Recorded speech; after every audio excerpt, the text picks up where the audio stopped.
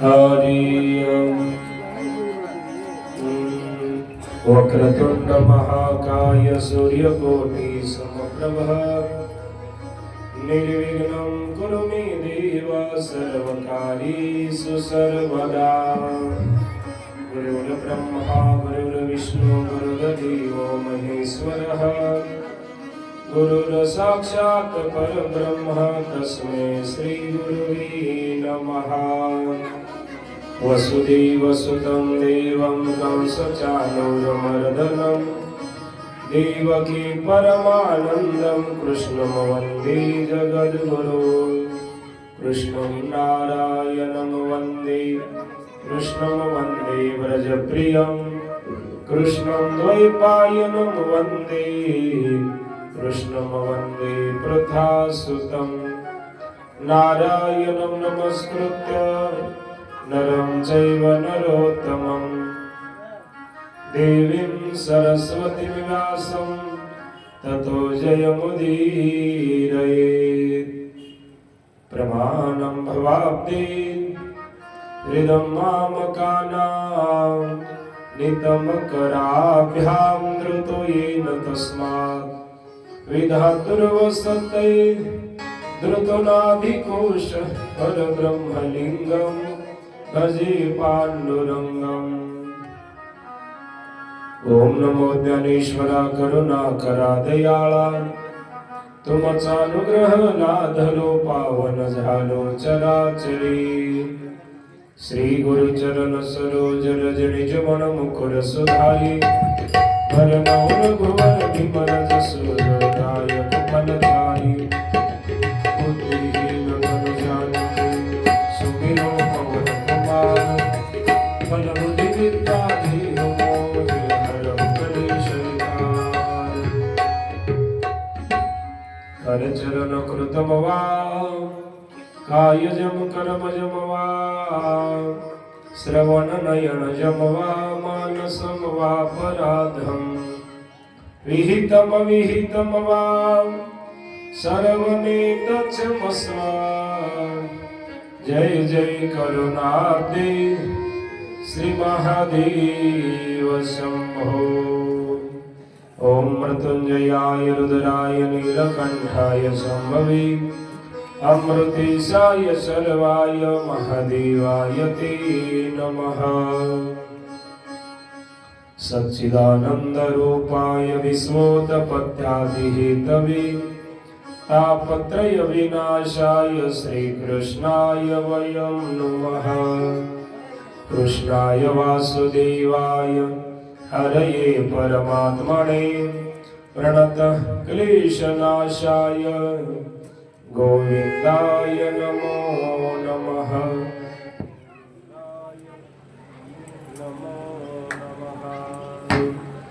पुंडलिका वरदे हरि विठ्ठल श्री ज्ञानदेव तुकाराम पंढरीनाथ भगवान की जय। विश्वमौली ज्ञानेश्वर महाराज की जय। जगद्गुरु तुकाराम महाराज की जय। श्री संत मोतीराम महाराज की जय। गुरुवर्य मारुति महाराज की जय। श्री संत कोणजी महाराज की जय। सोपान काका महाराज की जय। गंगा गोदावरी माता की जय। गो माता की जय। भारत माता की जय। सनातन हिंदू धर्म की जय। गोपाल श्री कृष्ण भगवान श्री सुखाचार्य जी महाराज की जय। दासो नारायण भगवान श्रीमद् भागवत महापुराण की जय। वृंदावन बिहारी लाल भगवान छत्रपति शिवाजी महाराज की। छत्रपति संभाजी महाराज की। नमः पार्वती पति शिव हर हर महादेव। जय जय श्री राधे श्याम।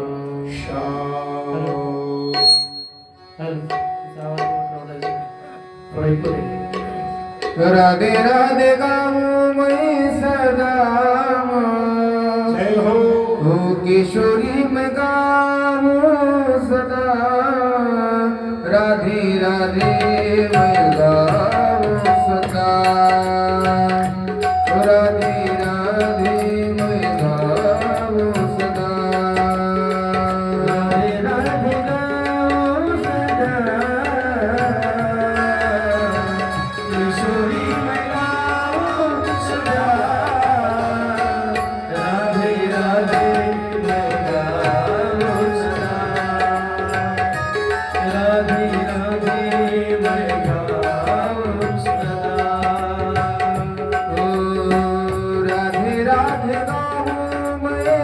सदा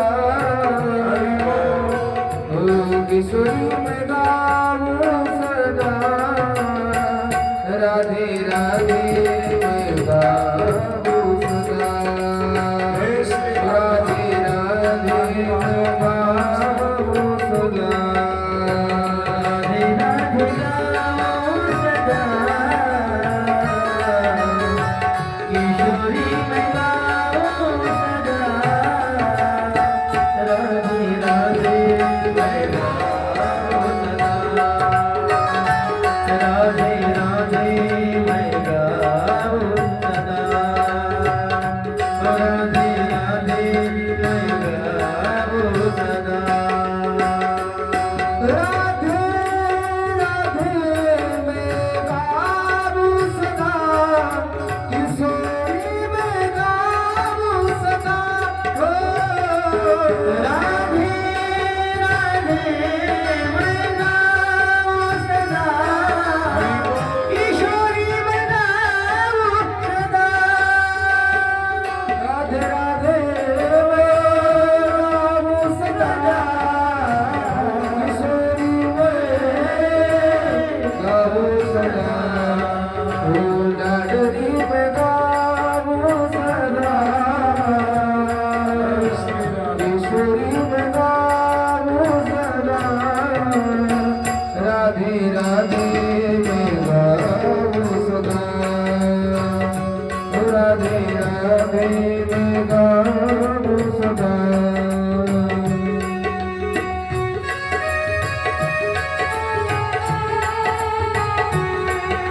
श्री राधे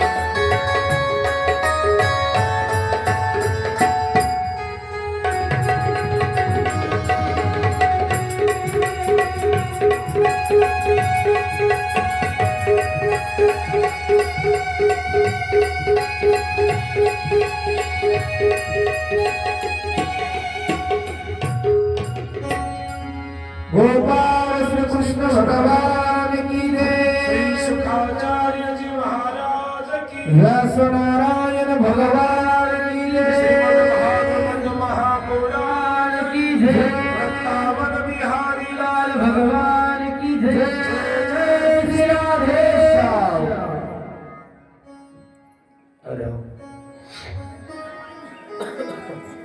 राम कृष्ण हरि हरि राम राम कृष्ण हरि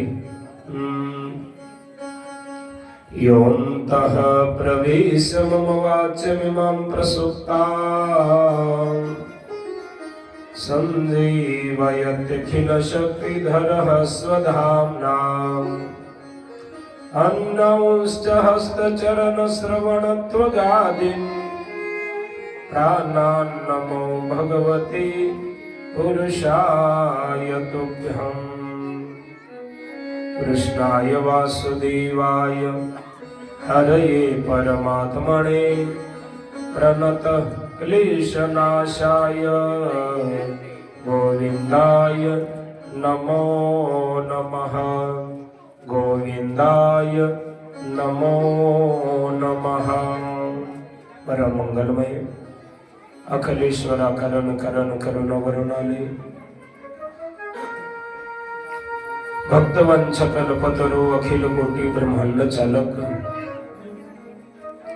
सकळ मंगल निधी सच्चिदानंद घन आनंद कन भक्त वत्सल दया सिंधू योगेश्वर भगवान श्री कृष्ण परमात्मा भगवंताची वाङ्मयीन प्रतिमूर्ती भागवत कथा ध्यान यज्ञ आपल्या पुण्य पावन भूमीतील आराध्य देवात ग्रामदेवत पवन पुत्र बजरंगबली हनुमंतराय विटेवरचे मालक जगदादिनंदकन आनंदकन सकळ मंगलनिधी पंढरीश पंढरीचे राजे दयागण पांडुरंग परमात्मा कैलासीचे राजे असे तुझ भगवान भोलेनाथ शंकर परमात्मा श्री संत मोतीराम महाराज गुरुनाम गुरुवर्य मारुती महाराज सोपान काका महाराज, कोणजी बापू महाराज आदी करून सकळ संतांनी भगवंताच्या अशम कृपेने पदस्पर्शाने पावन पुनीत आपल्या या पावन भूमीमध्ये, पावन नगरीमध्ये,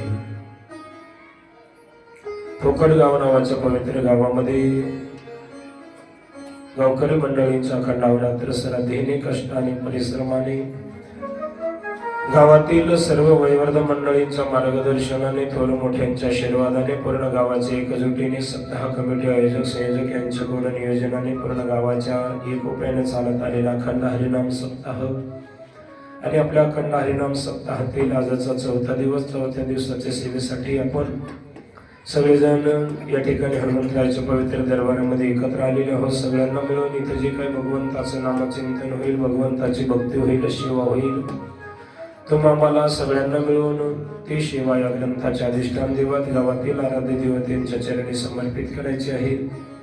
सगळ्यांच्या उपस्थितीमध्ये जे माझ्यापेक्षा वयाने, ज्ञानाने, अधिकाराने, अवस्थेने मोठे असतील अशा सर्व वारकरी माईबापांच्या चरणी, वयवृद्ध, तपवृद्ध, ज्ञानवृद्ध, श्रोते सज्जन माईबापांच्या चरणी, माझा बळीराजा, कष्टकरी शेतकरी राजा, विविध क्षेत्रातून आलेले पदाधिकारी, पारमार्थिक क्षेत्रातील पदाधिकारी, राजकीय क्षेत्रातील पदाधिकारी, महाराज मंडळी, प्रवचनकार मंडळी, वाचक सूचक मंडळी, सकाळी काकडा करणारी, ज्ञानेश्वरी पारायण करणारी भक्तजन मंडळी, पंचमवेद गाठा भजनाला असणारी सर्व गुणीजन मंडळी, सायंकाळी हरिपाठ, संध्याकाळी कीर्तनाला असणारे सर्व गुणीजन मंडळी, एकंदरीत सर्व मायबापांच्या चरणी वक्ता या नात्यानं नारदजी महाराजांच्या व्यासपीठावरनं तथा व्यास महाराजांच्या व्यासपीठावरनं आपला कार्यक्रम आपल्याला कधी ऐकायला मिळेल. एकदम चांगली स्पष्ट आवाजामध्ये चांगली शूटिंग ऐकायला बघा. मी आज सकाळी चांगली एकदम शूटिंग केली, कधी ऐकायला मिळेल आता इथून पुढे आमच्या हनुमान भाऊ बोकारे यांचे युट्यूब चॅनल पूर्ण महाराष्ट्राला आपला हा सप्ताह बघायला मिळणार आहे. त्यांच्या माध्यमातून एकदा टाळ्या वाजवा त्यांच्यासाठी. धडपड करणारी, सदा धडपड, आम्हाला गुळच आणून देणं, पाणीच आणून देणं, लवंगाच आणून देणं, हे तबला शिंत आणून देणं, पुन्हा झाल्याच्या नंतर व्यवस्थित नेऊन ठेवणं. आदरणीय हरिभक्ती प्रणामचे काशीरामजी यांना, त्यांनाही कोटी कोटी धन्यवाद. तुम्ही सर्व मायबाप सगळ्यांच्या चरणी, मस्तक हे पायावरी या वारकरी संतांच्या, श्री संताची माथा चरणावरी, साष्टांग हे करी दंडवता. सगळ्या मायबापांच्या चरणी विनम्र अभिवादन. चौथ्या दिवसाच्या श्रीमद भागवत कथेला सुरुवात. कालच्या कथामध्ये आपण कथा बघितल्या. परीक्षिती राजे चांगलं राज्य चालवतात, जंगलामध्ये जातात, धर्मरूप बैलाची भेट, गौरूपा पृथ्वी मातेची भेट, त्याच अनुषंगाने कलियुगाची भेट. 5 जागा देतात, सोनं या जागेतून मस्तकामध्ये कलेचा संचार होतो. पुढे शमिकांच्या आश्रमामध्ये जातात, सडलेला साप अडकवतात. शमिकांचा मुलगा शृंग ऋषी शाप देतोय. 7व्या दिवशी तक्षक दंश करेल. शाप मिळालेला समाचार गुरुमुख नावाच्या शिष्याच्या माध्यमातून कळाला जातो. सुखताल या जागेवर अंगावर वल्कल्य धारण करून येतात परीक्षिती. 4 मुलापैकी मोठा मुलगा जन्मेंजय हस्तिनापूरचं राज्य, इंद्रप्रस्थचं राज्य जन्मेंजयाचं स्वाधीन करतात. सुखताल या जागेवर जाऊन भजन करीत बसतात, ध्यानस्थ होतात. सगळे संत येतात, उपाय कोणाला सापडत नाही. सुखदेवजी येतात. सुखदेवांचा आदरातिथ्य पाद्य पूजा करून राजा व्यासमंचावर विराजमान करतो. प्रश्न विचारतो, महाराज ज्याला कोणाला 7 दिवसामध्ये मरायचे त्यांना आपल्या उद्धारासाठी, आपल्या मोक्षासाठी काय केलं पाहिजे? सुखदेवजी सांगतात, राजा मरण हे अटळ आहे. आपलं मन भगवंताच्या चरणावर समर्पित केलं की त्याच टायमाला माणसाला मोक्ष आहे. महाराज मन कसं भगवंताच्या चरणावर स्थिर करायचं? त्या उत्तरांतर्गत कथा आपण पाहिली. शेवटी राजाने प्रश्न केला, महाराज मन भगवंताच्या चरणावर समर्पित करू, पण त्या भगवंताचं स्वरूप आहे कसं? त्या भगवंताने त्या सृष्टीची रचना कशी केली? भगवंताचे नेमके अवतार किती आहे? ती कथा आम्हाला सांगा. सुखदेवजी सांगतात, राजा आज येणाऱ्या कथा इथून पुढे. नैमिषारण्याच्या ठिकाणी 28,000 सनकाधिक संत एकत्र आले. त्यांनी सुखांना राजांनी सुखदेवजी महाराजांना विदुर काका मैत्री मुनीला प्रश्न विचारतात. आम्हाला भगवंताच्या स्वरूपाची कथा, भगवंताच्या अवताराची कथा, सृष्टीच्या निर्मितीची कथा ऐकण्याची इच्छा आहे. आता येणाऱ्या कथेतून पुढे. सुखदेव सांगतात, राजन ज्या वेळेला कोठच काही नव्हतं, मग काय होतं? पहिले कोटेच नव्हते काही, कोटेच नव्हते काही. चंद्र सूर्य तारा नाही, सूर्य तारा नाही. अलग सुनेची होते बाई कानोबा तेरे तेरे तेरे, कानोबा तेरे तेरे तेरे, कानोबा तेरे तेरे तेरे, कानोबा तेरे तेरे तेरे, कानोबा तेरे तेरे तेरे, कानोबा तेरे तेरे तेरे, कानोबा तेरे तेरे तेरे, कानोबा तेरे तेरे तेरे, कानोबा तेरे तेरे तेरे. येथे एक ढाल गच निर्माण झाली, तिने पहायवरी ख्याती केली. इंद्राधिकारास मने बाहुली, अमरपुरी तिची घरपुरी. कानोबा तेरे तेरे तेरे, कानोबा तेरे तेरे तेरे, कानोबा तेरे तेरे तेरे, कानोबा तेरे तेरे तेरे.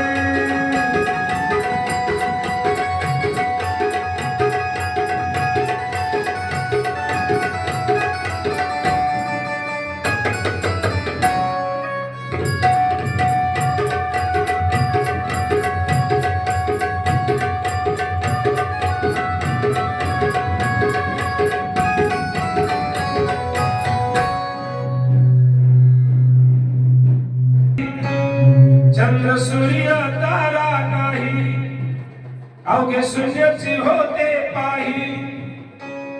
कानोबा तेरे तेरे तेरे. क्षीरसागराच्या एकदम तळाला फक्त ध्वनी, निर्गुण निराकार परात्पर परब्रह्म परमात्मा. सृष्टी म्हणजे काय? बरेचसे वेळेस आपण ऐकतो सृष्टी सृष्टी. मग ऐका, सृष्टी म्हणजे काय?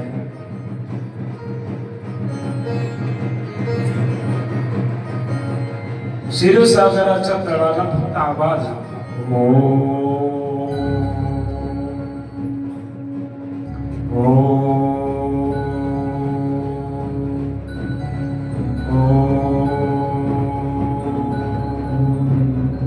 निर्गुण निराकार परात्पर परब्रह्म परमात्मा. निर्गुण म्हणजे गुण नाही, निराकार म्हणजे आकार नाही, परात्पर म्हणजे ज्यांच्या अगोदर काही नाही, आणि परब्रह्म म्हणजे ज्यांच्या नंतर काही नाही. फक्त ध्वनी हो. निर्गुण निराकाराला सगुण साकार होण्याची इच्छा झाली. भगवंत तर सगुण साकार झाले, पण संतांनी अनियना रूपा बळे करोनी खळे हरिदास. खळ या शब्दाचा अर्थ अट्टहास. खळ या शब्दाचा अर्थ प्रयत्न. अट्टहास करून, प्रयत्न करून संत महात्म्यांनी निर्गुण निराकाराला सगुण साकारी केलं. भगवंत ज्या पाण्यामध्ये निर्गुण निराकार रूपाने होते, त्याच पाण्यावर सगुण साकार झाले. नार म्हणजे पाणी, आयन म्हणजे शयन. नार आयन, नारम आयती शयनम इति नाम नारायण. नारायण या रूपाने भगवंत सगुण साकार झाले. एकट्याला करमत नव्हतं देवाला. नाभी कमळातून ब्रह्मदेवाला जन्माला घातलं. ब्रह्मदेवाला सांगितलं तुम्ही सृष्टीची रचना करा. ब्रह्मदेवाने सृष्टीची रचना केली. सृष्टी म्हणजे काय? 21 स्वर्ग, सप्त पाताळ, अतळ वितळ सुतळ तळातळ मातळ रसतळ पाताळ हे पाताळ. 2 प्रकृत्या स्थावर जंगम, 4 खाणी अंडद स्वेदद जारद उद्भवीज, 184 जीव. या सगळ्या समूहाला सृष्टी असे म्हणतात. बरेचसे वेळा आपण 84 लाख 84 लाख 84 लाख हा शब्द ऐकला, त्याचा बारकावा ऐका. मला विचारलं, सांगा 84 लाख येऊन आम्हाला, तर आपल्याला सांगता आल्या पाहिजे. 84 लाख जीव निर्माण केले ब्रह्मदेवानी. त्याच्यामध्ये चारच प्रकार पाडले या सृष्टीमध्ये. अंडद, स्वेदद, जारद आणि उद्भवीज. अंडद म्हणजे अंड्यापासून जन्मास येणारा सजीव. स्वेद म्हणजे घाम, घामापासून जन्माला येणारा सजीव. उद्भवीज म्हणजे बियाणापासून जन्माला येणारा सजीव. आणि जारद म्हणजे आईच्या कुशीतून जन्माला येणारा सजीव. हे चारच प्रकार केले फक्त. 21 लाख जीव जन्माला घातले या चारीमध्ये. 21 लाख अंड्यापासून जन्माला आले, 21 लाख घामापासून, 21 लाख बियाणापासून आणि 21 लाख आईच्या कुशीतून. 21 तो 84. पुन्हा त्याचा बारकावा आहे का? 20 लक्ष योनी वृक्षांची जाती, झाडाच्या जाती, छोट्या गवतापासून ते मोठ्या वटवृक्षापर्यंत. हे पृथ्वी तलावर आपल्याला जेवढं जेवढं हिरवळ दिसेल या पृथ्वीवर तेवढं सगळं वृक्षांच्या जातीमध्ये आलं. 20 लक्ष जीव वृक्षांची जाती. झाडाच्या जाती किती? 20 लाख. 9 लक्ष जीव सापांची जाती, जेवढे जमिनीवर सरपटणारे छोट्या गवळणगाई पासून ते मोठ्या अजगरापर्यंत, भुजंगापर्यंत. हे सगळे 9 लाख झाले. 9 आणि 20 29. 11 लक्ष जीव आकाश मार्गाने भ्रमण करणारे, मच्छरापासून ते मोठ्या गरुडापर्यंत जेवढे आकाश मार्गाने भ्रमण करणारे असतील हे 11 लाख जीव. 11 आणि 29 मिळून 40.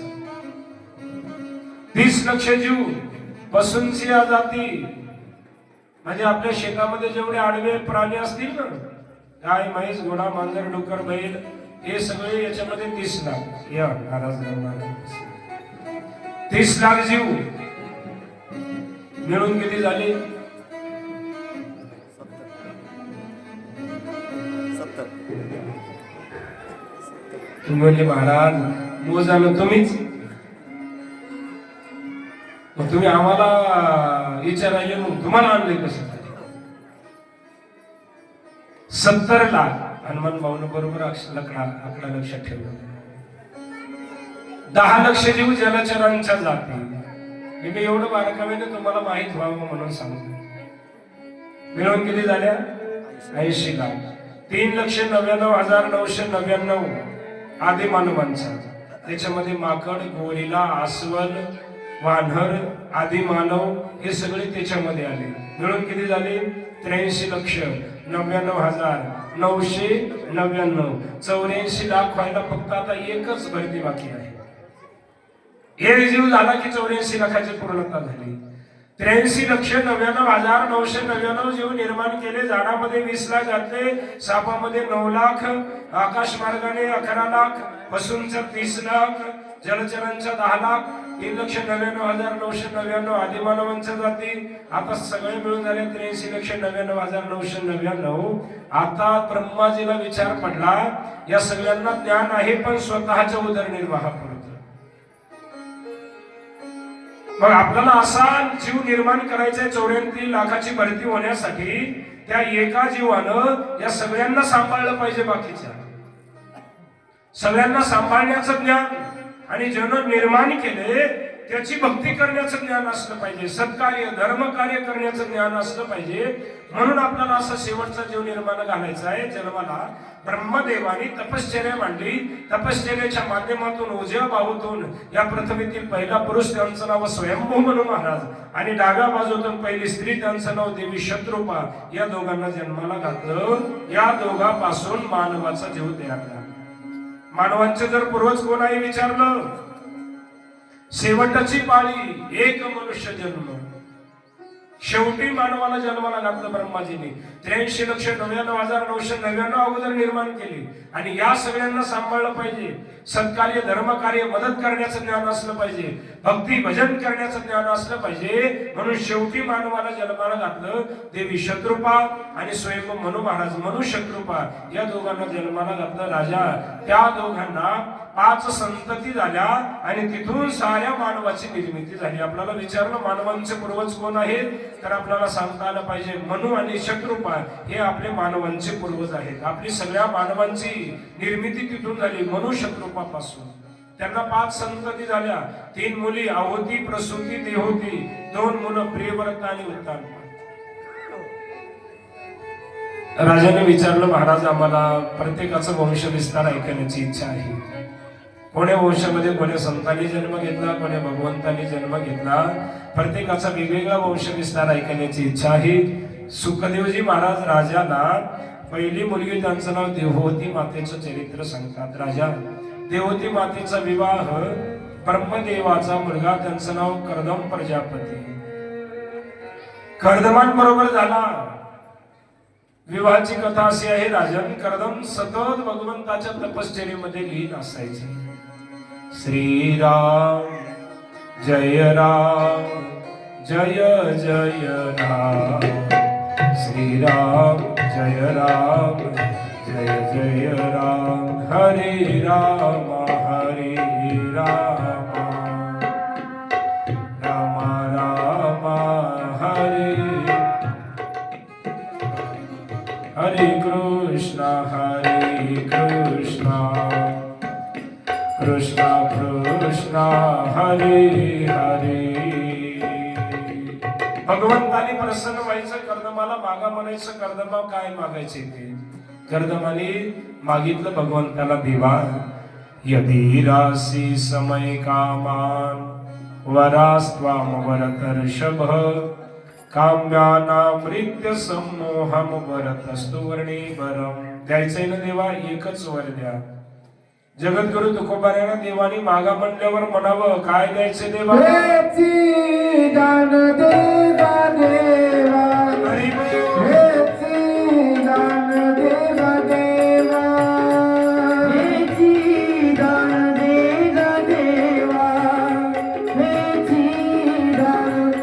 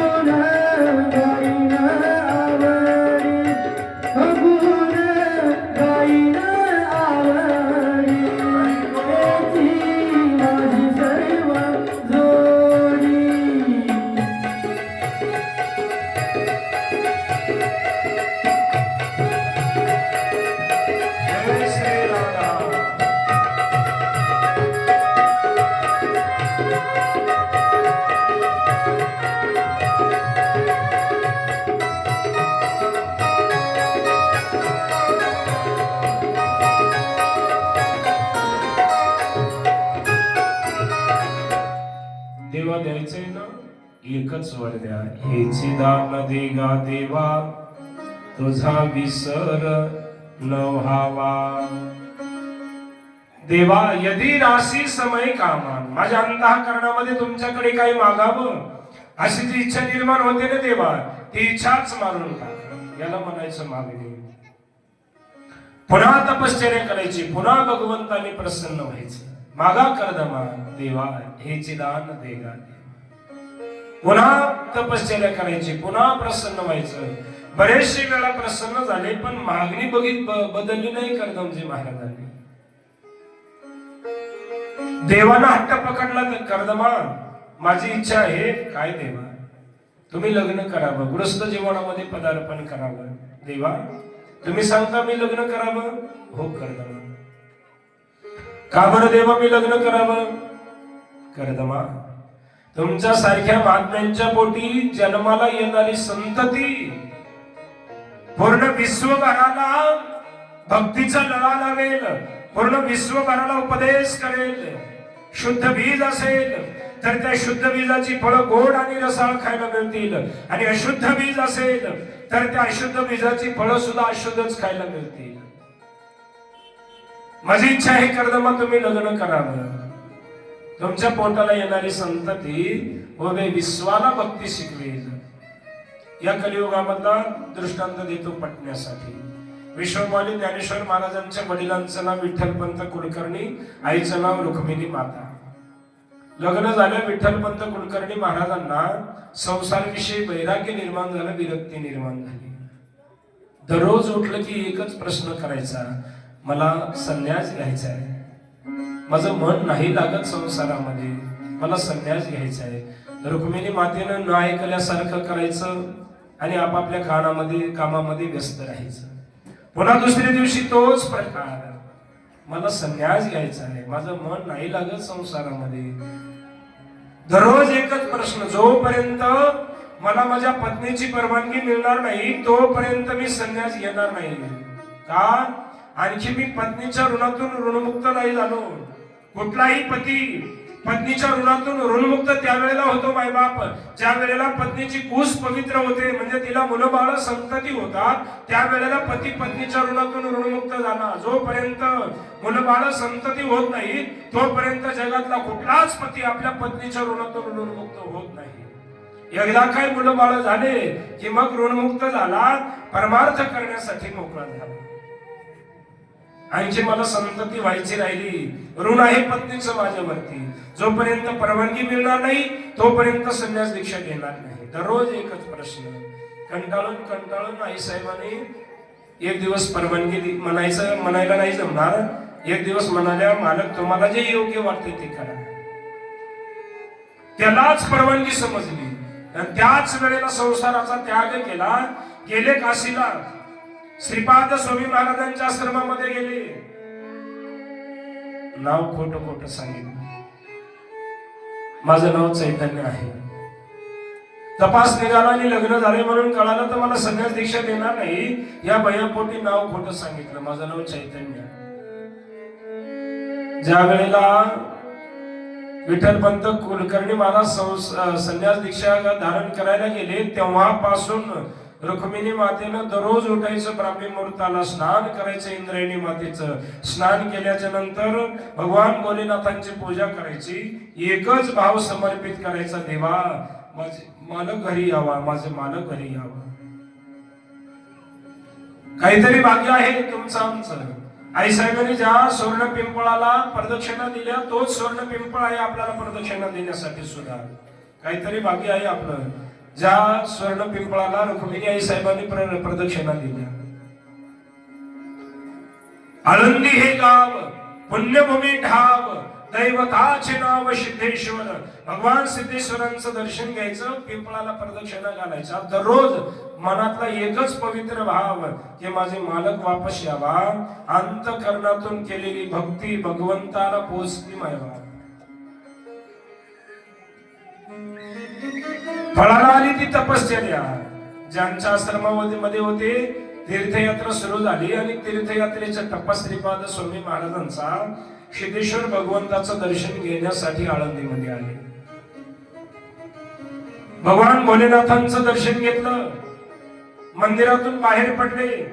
बाहेर पडल्याबरोबर आई साहेबांचा प्रदक्षिणा सुरू होत्या. आई साहेबांनी बघितलं महात्म्यांच्या चेहऱ्याकडे, का संभ्रमाची आयती, स्नेह जैसा ये व्यक्ती, दर्शनेची प्रशस्ती पुण्य पुरुष.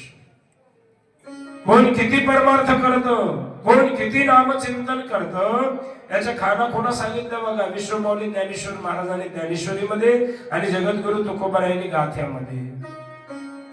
त्यांच्या जवळ बसल्याच्या नंतर तेवढा वेळ तरी संसारातल्या दुःखांचा विसर पडावा.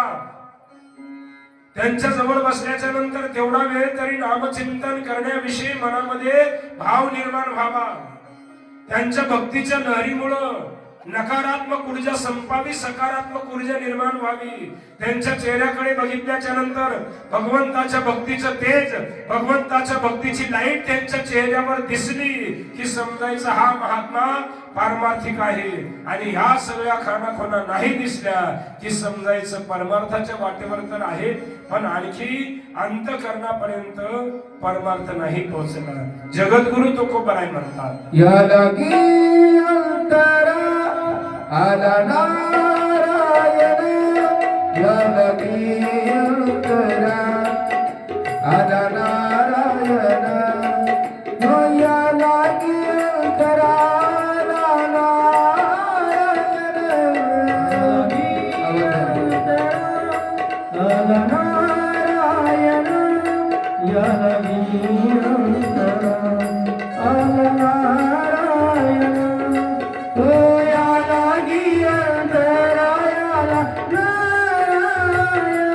यदगी अंतरा आला नारायण यदगी अंतरा आला नारायण हो यदगी अंतरा आला नारायण यदगी अंतरा आला नारायण यदगी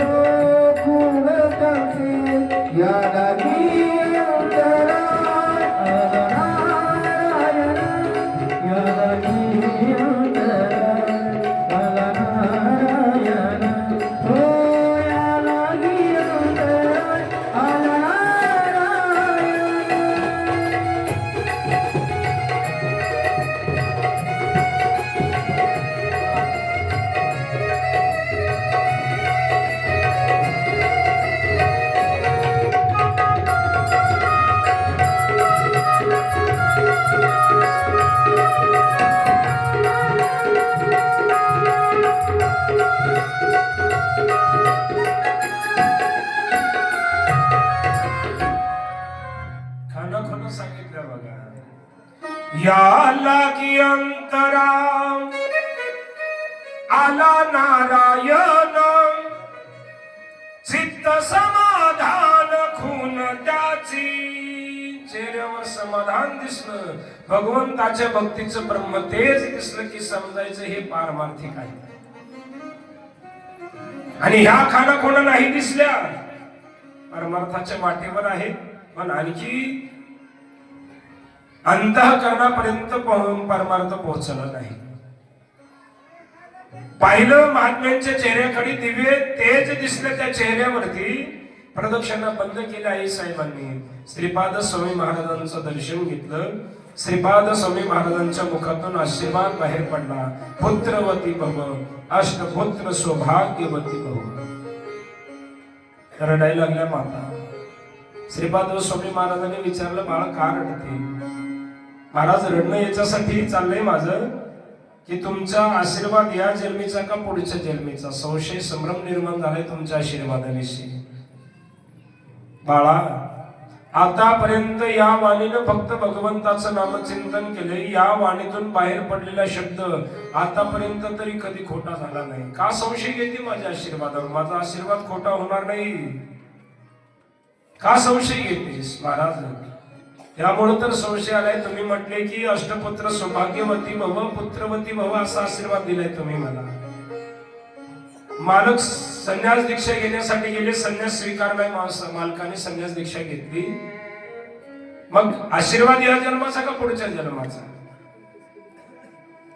कुठे गेलेत मालक काशीला नाव काय आहे विठ्ठलपंत कुलकर्णी तिथं नाव सांगितलं होतं खोटं दिसतात कसे अशा अशा खुणा त्या टायमाला मोबाईल व्हॉट्सअप फेसबुक इंस्टा हे असलं काही नव्हतं कळालं अरे बापरे आपल्याकडे चैतन्य नावाचा आलेला साधक त्याच्या सुद्धा खानाखुणा ह्या वाटतात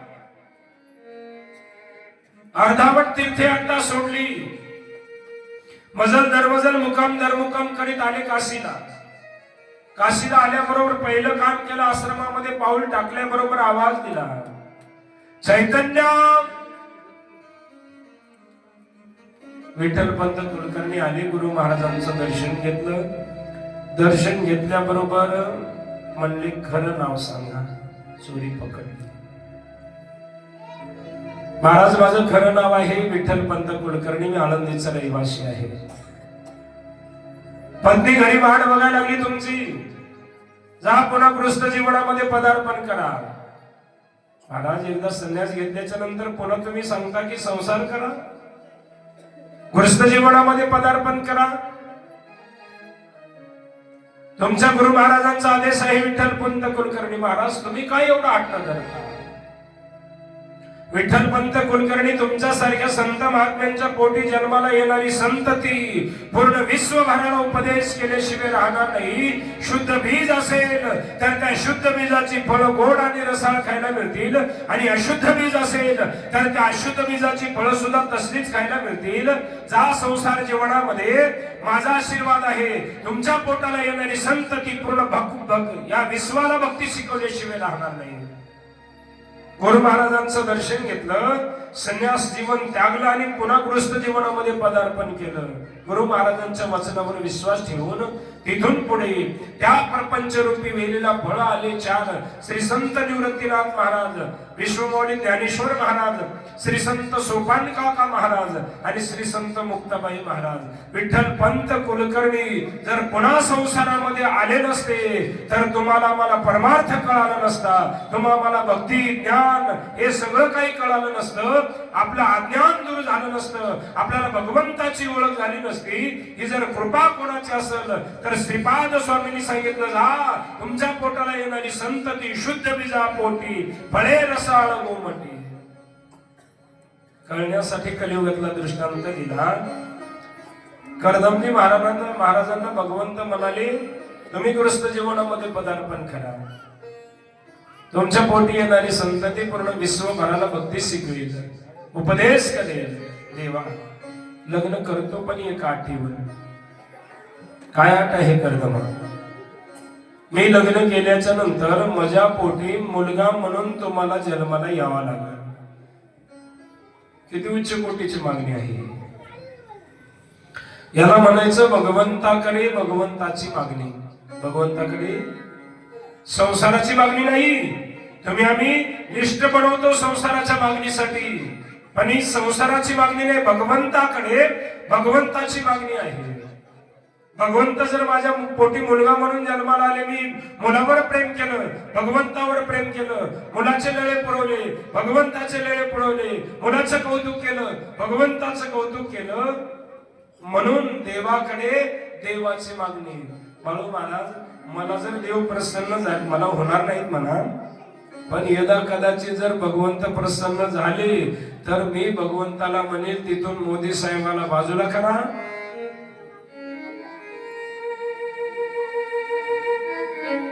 प्रत्येक मोठ्या शहरामध्ये 400 प्लॉट द्या,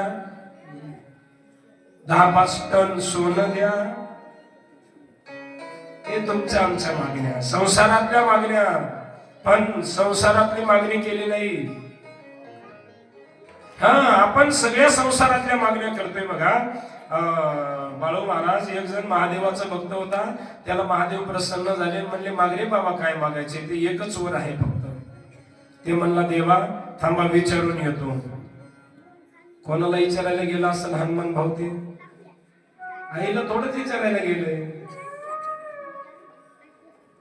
आईला कशाला विचारताय? ते कोणालाही विचारावं लागते, कोणालाही घालावं लागते. तुम्हाला ते विंचू माहित आहे का? विंचू कसलाही विंचू असू दे, बघा किती भयानक, किती भयानक. ज्याला विंचवाची ओळख झाली का त्यालाच माहित असते शंकर महाराज विंचू कसला असते. ते कसला विंचू असू द्या, त्या विंचवानं पाल पाहिली नांगीत टाकून देते. कोण? विंचू. कसलाही असू द्या, मग ते पाल पाहिल्या बरोबर. एक जण शेताकडून आलं, शेताकडून आल्यावर लालबुंद होऊन आलं, लालबुंद होऊन. आईला भय वाटायला लागलं, आता हे घरी कोणाला काहीतरी म्हणतंय, कोणाला तरी शिवे देते. लालबुंद चेहरा, राग चेहऱ्यावर. आई थरथर कापायला लागली. आई म्हणली, अगं आज काही खरं नाही आपलं. कोणाला? सुनला. पण सून म्हणली, सासूबाई तुम्ही व्हा बाजूला, आता माफी मागून बोलतो. जिनं 40 वर्ष सांभाळले बाळू महाराज ती भ्यायली. कोण? आई. ज्या आईनं 40 वर्ष सांभाळले ती आई थरथर कापायली. आणि ही टिपणी काल परवा आलेली टिपणी म्हणायली, मी पाहते, मी. ते बिचार रागानं आलं दिवसभर. ते टाटर इकडं जोड तिकडं जोड, रागानं आलं. आईला म्हणलं जेवायला वाढ. ते आईनं जेवायचं ताट मांडून आणलं, वरणाला हळद कमी झाली होती, ते पांढरं फिक्क दिसू लागलं वरण. पुन्हा आईवर डेअरिंग केली, म्हणलं आई मरण पण असं फिक्क पांढरं खाणार नाही वरण. ती आईला माहित होते याची कोणती नस दाबल्यावर याचं कोणतं फंक्शन ऍक्टिव्हेट होते, हे कोणाला माहित होतं? आई म्हणली भाऊ खाय का नको खाऊ, आजचं वरण तुझ्या पाली चालू हो, आजचं वरण तुझ्या पत्नीनं केलंय. असं म्हणल्याबरोबर ते शांत झालं. म्हणला चव लई नंबर 1 झाली म्हणला आहे, वरण दिसायला पांढर झाले. कोणालाही घ्यावं लागतंय हे सांगत होतो मी. त्याला महादेव प्रसन्न झाले. महादेव प्रसन्न झाल्याच्या नंतर म्हणजे एकच वर आहे आपल्या मागण्या संसारातल्या. बघा किती विवेक करतो आपण संसारातल्या मागण्या करण्यासाठी. ते आला पत्नीजवळ आलं, भगवान भोलेनाथ प्रसन्न झाले, एकच वर मागायचं आहे. काय मागू? ते म्हणजे आपल्या लग्नाला 15 वर्ष झाले, संतती नाही, तुमच्या देवाला म्हणावं चांगला मुलगा झाला तर बरं होईल, बस एवढं जरी मागितलं तरी बस झालं. बाजूला आई होती. आई म्हणली अरे तिच्यापेक्षा माझा अधिकार आहे, जन्मताच मला डोळे नाहीत, महादेवाला म्हणावं माझ्या आईला दृष्टी दे, माझ्या आईने हे जग बघावं. आईनं मागणी मागितली. बाजूलाच वडील बसलेले होते. वडील म्हणले अरे माझा आई या दोघीचं काय ऐकू नको, सगळी गरिबी आहे आतापर्यंत आपली, तुझ्या देवाला म्हणावं 4-5 क्विंटल सोनं दे. तिघानं 3 मागण्या मागितल्या. वर किती आहे? एकच वर आहे. मुलाची मागणी केली पत्नीनं, नजर मागितली आईनं, आणि 4-5 क्विंटल सोनं मागितलं वडिलांनं. पण हे फारच हुशार होतं. हे गेलं भगवान भोलेनाथांकडे, देवा देतात का? हो एकच वर वाटत, काही हरकत नाही म्हणला. देवा माझ्या आईनं उघड्या डोळ्यानं तिचा नातू सोन्याच्या सिंहासनावर बसलेला पाहिला. तिघाच्या मागण्या पूर्ण केल्या एकाच झटक्यात. माझ्या आईनं उघड्या डोळ्यानं, आईची मागणी काय होती? मला नजर आली पाहिजे. आईची मागणी पूर्ण झाली. तिचा नातू, पत्नीची काय होती? मुलगा, तिची मागणी पूर्ण झाली. आणि सोन्याच्या सिंहासनावर बसलेला पाहायला पाहिजे. वडिलाची मागणी काय होती? सोनं मागणी होती. हे सगळं आपल्या व्यवहारातल्याच मागण्या चालल्यात माय बाप. भगवंताकडे व्यवहार नका मागू, भगवंताकडे संसार नका मागू. देवा माझ्या पोटी मुलगा म्हणून तुम्हाला जन्माला यावं. मागणे ते तुझं माग, मागणे